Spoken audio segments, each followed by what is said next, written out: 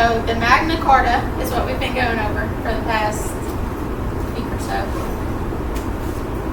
And the Magna Carta is a document. It's a royal charter of rights that was signed in 1215, a little over 800 years ago. And it granted English citizens more rights, and it was made of many clauses that's what they called the rights that we see in the Magna Carta. It was written on parchment that was made from sheepskin, and it limited the power of the king. So, the king couldn't do whatever he wanted. And it gave citizens the right to a fair trial. So, citizens and the king ended up being treated the same.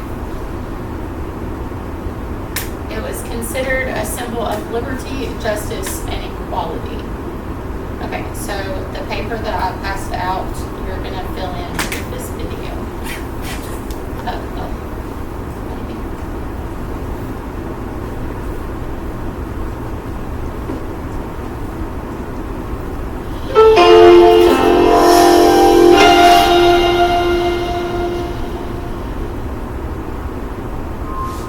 This may look like a plain, unassuming piece of parchment, but is actually one of the most famous documents in the world. Magna Carta, meaning the Great Charter, has inspired people across the centuries, from Thomas Jefferson to Mahatma Gandhi. But why was the Charter originally created, and what does it actually say? Let us take you back to medieval England. It's the year 1215. And the ruler is King John. Many people believe that King John was one of the worst kings in history.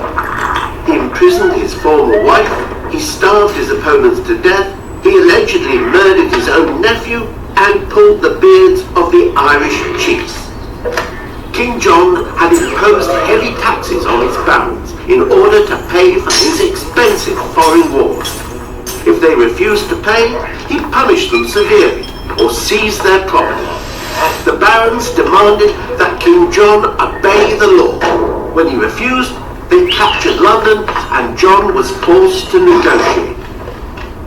The two sides met at Runnymede in June 1215. The result of the negotiations was written down by the king's clerks into the document we know as Magna Carta.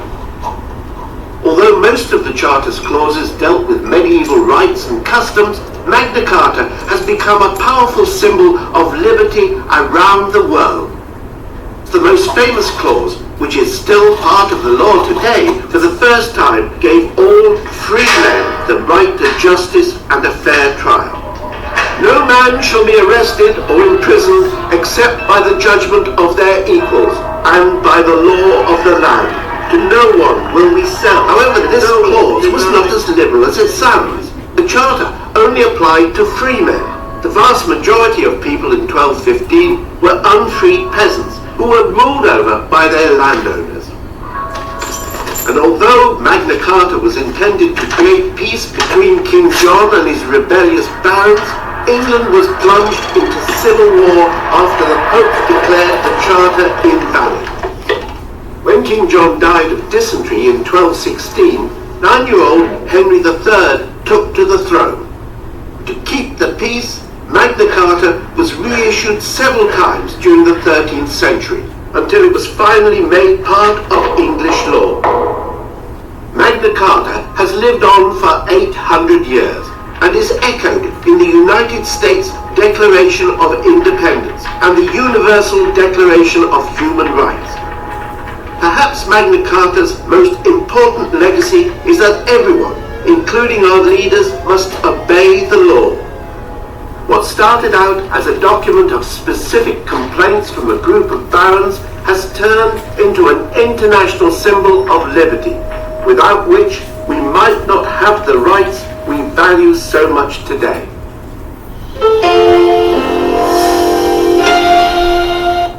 Okay, did everybody get your paper filled out? No? What'd you miss? I missed 5, 6, and 10. 5, 6, and 10. Do we have any more that were missed? 3, 4, 6, 7, 8, 9, and 10. Okay, so 3. Many believe King John was one of the worst in history. He imprisoned his former wife, starved his, that should say opponents, to death, and allegedly murdered his nephew. Yeah, that seems kind of scary. King John imposed heavy taxes on his barons in order to pay for his expensive foreign wars. And that one on you'll actually have barons again on 7. It'll be rebellious barons.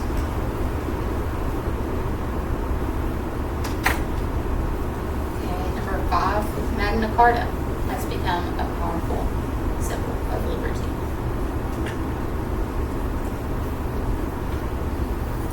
Number 6, the most famous clause, which is still part of the law today, for the first time gave all free men the right to justice and a fair trial. Okay. Magna Carta was intended to create what? Peace between King John and his rebellious barons. England was plunged into civil war after the Pope declared the war what? Invalid. Number 8, when King John died of dysentery in 1216, 9-year-old Henry III took the throne. Okay, Magna Carta was reissued several times during the 13th century. And number 10, Magna Carta has lived on for 800 years and is echoed in the United States. What? Anyone get that one? Declaration of Independence. And the Universal Declaration of Human Rights.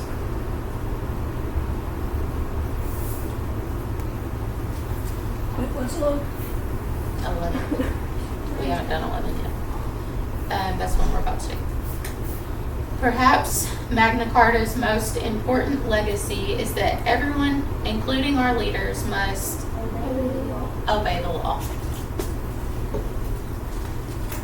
That goes to show that the citizens were treated the same as the king.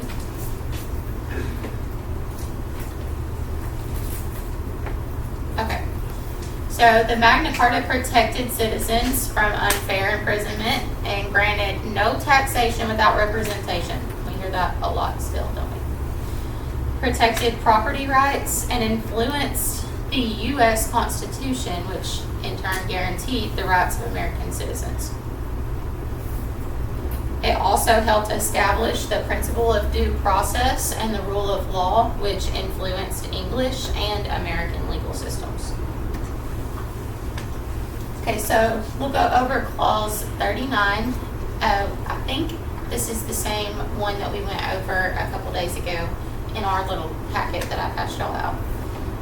No free man shall be seized or imprisoned or stripped of his rights or possessions, or outlawed or exiled or deprived of his standing in any other way, nor will we proceed with force against him or send others to do so, except by the lawful judgment of his equals or by the law of the land. It's kind of confusing, isn't it? Okay. So number 1, what do you think this clause is trying to say about the rights of the free men? That everyone must follow the law and treat people fairly. That everyone must follow the law and treat people fairly. Okay. Number 2, why do you think that the Magna Carta says that people can only be punished by the lawful judgment of his equals? To protect people from being treated unfairly and make sure everyone was judged the same. Yes. Okay. So to have lawful judgment means to be judged the same and treated fairly. Okay. So how do you think this clause related to fairness and justice? People can't be punished unless it is fair by trial, and even the king had to follow the laws. Yeah, even the king had to follow the laws. Okay. So, do you think the idea of lawful judgment is important today? And why or why not? Yes, because without it, people could be punished unfairly. Yeah, they could. And I think, like, this is one of the ones, that's why it's still so important today, because citizens need to be treated the same as the people who are higher above us. Okay, so why does this clause tell you about the balance? What does this clause tell you about the balance of power between the king and his subjects? The king's power was limited and decisions about rights and punishments had to be made by a lawful judgment. Okay, you said what? The king's power was limited and decisions about rights and punishments had to be made by a lawful judgment. Yes. Okay. Alright, now you get to come up and fill in some sentences. Okay, so number 1, the statue in the harbor holds a torch of what? Welcoming people from all over the world. Peace and Liberty. liberty. You want to go up here and write it? There's the little marker right over here.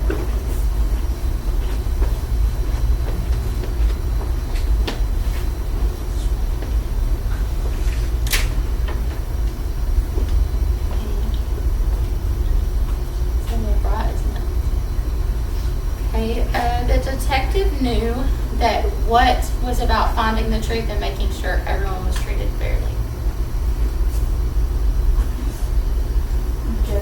Justice. Okay, when he gets back.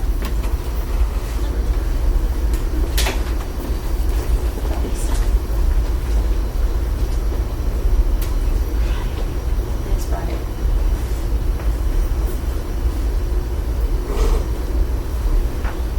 Okay, the king blank a silly rule that everyone had to wear hats made of fruit and it was not up for blank. Ruby? Imposed and negotiation. The king imposed a silly joke. Everyone had to wear hats made of fruit. It was not up for negotiation. Could you imagine if our president made us wear hats made of fruit?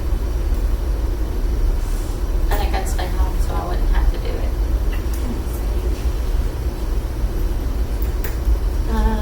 The team blanked the movement when the other side made a mistake, scoring the winning goal in the last second. Ceased. Yes.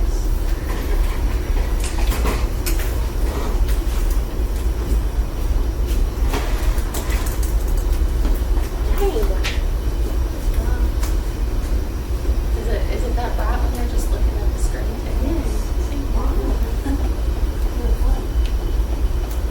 I'm gonna have to figure something else out for next time. Maybe pull that thing down. The students learn that blank is not something to joke about. It's an important part of understanding how people in the past faced health challenges. Easton. It's the hard one. Dysentery. So dysentery is actually, it was a disease that was really bad. When I get out of here, I'll go over here.